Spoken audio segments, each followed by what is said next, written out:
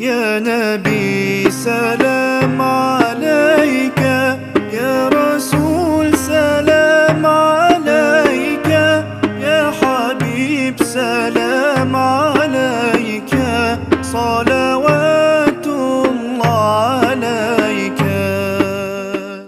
اللہ کے نبی نے ایک نسخہ کیمیا دیا، فرمایا کہ اگر عبادتوں میں لذت چاہتے ہو، کیا فرمایا؟ اگر عبادتوں میں لذت چاہتے ہو تو دوسری نگاہ نہ اٹھایا کرو۔ اگر کوئی شخص کسی غیر محرم کی طرف دوسری نگاہ نہ اٹھائے تو اللہ اس کی عبادتوں میں لذت پیدا کر دے گا، لذت پیدا کر دے گا۔ یہ حکم فلم ڈرامے کے لیے بھی ہے، ٹی وی کے لیے بھی ہے، یہ نہیں کہ وہاں پر بھی غیر محرم ہے۔ میری بیٹیاں جو انٹرنیٹ سے دیکھ رہی ہیں، ٹی وی کے اندر جو غیر محرم ہے وہ غیر محرم ہی ہے۔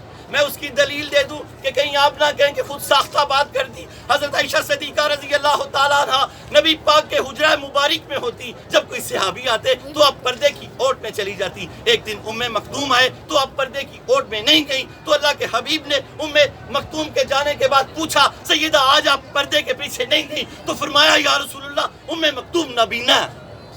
تو فرمایا عائشہ آپ تو نابینا نہیں، ٹیلی ویژن والا نابینا ہے، ہم تو نابینا نہیں۔ آج نہ توبہ کی تو پھر مزہ نہیں آیا، وہ بھی غیر محرم ہے۔